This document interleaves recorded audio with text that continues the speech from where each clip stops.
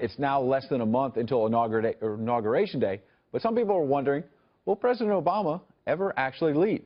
This is what the president told David Axelrod for his podcast, The Axe Files. The majority does buy into the notion of a one America that is tolerant and diverse and open. I'm confident that if I had run again and articulated it, I think I could have mobilized a majority of the American people to rally behind it. He thinks he could have won. Democratic strategist Jessica Ehrlich joins us tonight from Florida. Jessica, it's good to see you. It almost sounds Trumpian. If I ran again, you would get tired of all this winning. I'm Barack Obama, and I would keep on winning. Well, I think actually the president's been saying that through the last at least 6 months. I mean, he did have, record-breaking approval ratings, especially in this last term and this last year as president. And I think he's been very confident and expressed this over and over, as we've seen in the last year, that if he could, run again and be doing it on his own, then things would be very different than they are right now. But Jessica, I mean, that being said, yeah. Is that confidence or is that arrogance? Is that confidence or arrogance?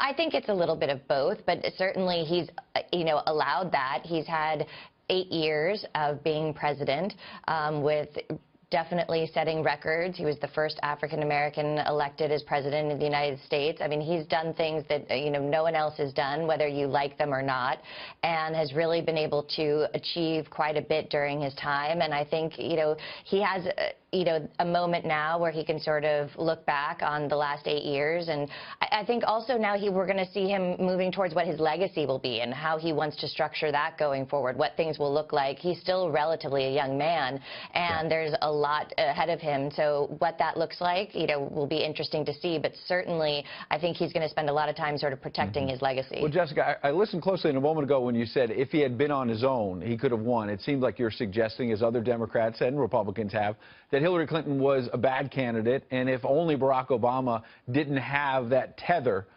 if he ran directly against Donald Trump, you think he might have won?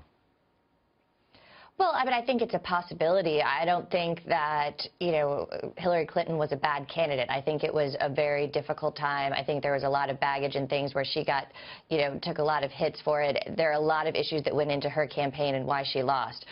Certainly, this was an election unlike anything that we have seen, certainly in the last, century. Whether Obama would have been able to beat Donald Trump, there's a good possibility, but who can say how he would have handled the slings and arrows? I mean, there's a lot of animosity between those two men. However, they've really sort of seemed to put that aside. I mean, even Trump has said that during this transition, Obama has been nothing but gracious, that Michelle Obama has been very gracious. They've been very open and helpful to him and his transition team. So, I think now he's just sort of enjoying the glow of, his presidency being over, maybe no more gray hairs in the future. Well, it's interesting because you mentioned that positive transition, and Donald Trump has had a lot of good things to say about both Barack and Michelle Obama. Then you look at what happened at the UN. You look at Barack Obama now in this interview with David Axelrod, his old campaign manager and strategist, saying, look, I probably could have beaten Trump. It's no wonder Donald Trump a short time ago went on Twitter and said, quote, President Obama said that he thinks he would have won against me. He should say that, but I say no way. Jobs leaving, ISIS, O'Care, as in Obamacare, etc. I also find it intriguing. Listen, Barack Obama is now trying to say, look, I wasn't on the ballot. This was about Hillary Clinton, not me. Look what he said actually during the campaign we checked. I may not be on the ballot this time, but everything we've done's been on the ballot. So he said then to voters going to the polls, I'm not on the ballot, but my policies, my agenda, it's on the ballot. He said that both in the 2014 midterms and lost, and he said it in 2016, and Democrats lost, Jessica. Well, there's a lot of issues that we've had as a party, certainly with a trickle-down, if you will, effect.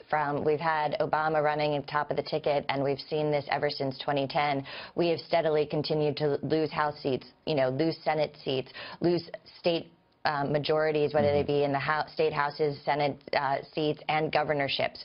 And it's a real concern for people. There's this sort of lack of translation of, he as a man, as an individual, was really someone who galvanized people. And I think Trump actually is the same way and can safely say that he won basically on that sort of cult of personality, if you will. Yeah. Whether that affects or helps other Republicans down the ticket is yet to be seen. The party itself, I think both political parties are really in a position of change, and how these men both affect them going forward. Donald Trump for Republicans, and will Obama be as engaged in the Democratic Party, and what our future looks like, it's really hard to say. I haven't seen any indications that he's really going to be that active, going forward. That's right. Jessica Ehrlich, we appreciate you joining us tonight. We'll have to leave it there, but Thanks. that is a looming question with this interview saying, I could have beaten Trump. Is he really going to leave the stage, Barack Obama?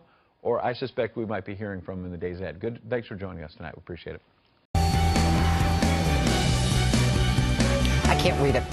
Hello and welcome to Justice. I'm Judge Jeanine Pirro. Thanks for being with us tonight.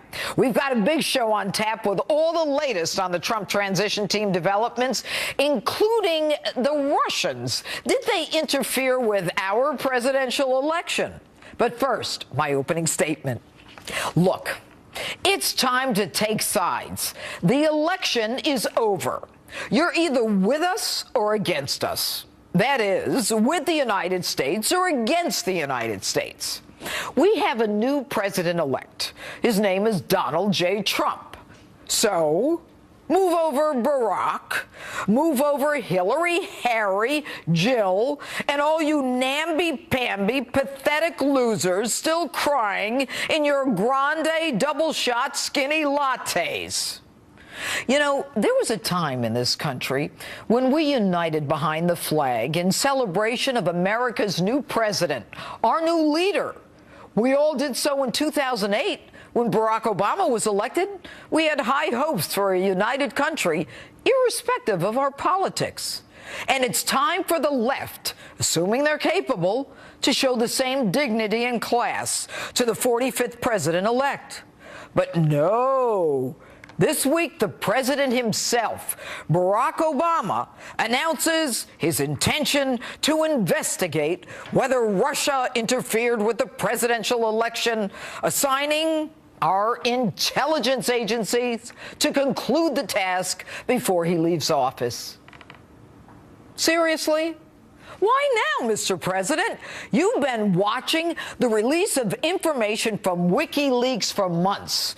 You have watched the release of Hillary Clinton's emails. In fact, some even were sent to you.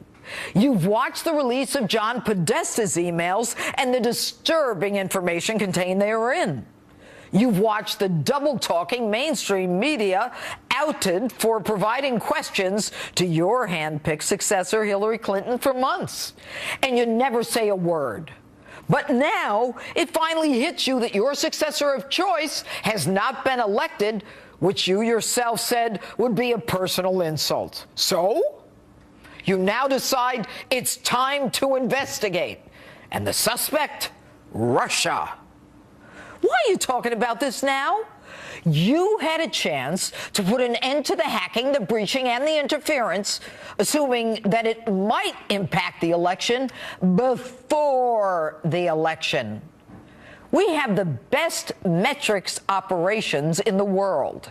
And if all the warning signs were there long before the election, and now a month later you wake up and you decide, not only are you going to investigate, but you're going to investigate Russia, using the same bozos, the ones who said Saddam Hussein had weapons of mass destruction, the same bozos who said that we're defeating ISIS, the same intelligence geniuses who gave us the Benghazi BS, a politicized intelligence group. This isn't about the election, is it, Mr. President? This is about domestic politics. It's not about November 2016. It's about January 2017. And your attempt to prevent Donald Trump from the smooth transition of power and your inability to face the overwhelming Electoral College win that the American people gave him. Ironic, since you and your wannabe successor were so fired up that he might not quietly accept Hillary's ascension to power. So it fits that you say nothing about Jill Stein's phony recount nonsense, also backed by Ms. Hillary, and our wasted taxpayer dollars that will pay for it, and the division that it's creating. And query, why are you so obsessed with Russia? You who cut a deal and were made a fool of by the world's largest sponsor of terrorism, Iran. You know, the one that funds Hezbollah and Hamas, whose people yell death to America. You know, the ones you gave $150 billion to and secretly sent them another $400 million on pallets in an unmarked plane, and who knows how much more. But you're obsessed with the Russian, who at least is a Christian, who himself is obsessed with killing ISIS. A Russian who's had his own problems with Muslim terrorists, who told us twice about the Tsarnaev brother, the Boston bomber, that your administration was too dumb to follow through on, with deadly consequences to Americans. And even Hillary hates the Russians and now wants to blame Russia for her loss because she can't believe that Americans can see through her lying, untrustworthy, money-grubbing, non-charitable character. Good old Harry Reid, another Democrat truth teller. You remember him, the one who was all into those desert tortoises, or at least so he said, having nothing to do, of course, with money and solar power and his son-in-law and the Chinese. He's calling for Jim Comey to step down because he says that Comey and the FBI knew the Russians were hacking into the election. Obviously, Mr. One Eye knows more than the FBI themselves. Now I got a news flash. Everybody's been spying on everybody else for years. Even Obama knows Angela Merkel's hair appointments. Remember how angry she was when she found out that he had her emails? The difference is now they do it by cyber attacks.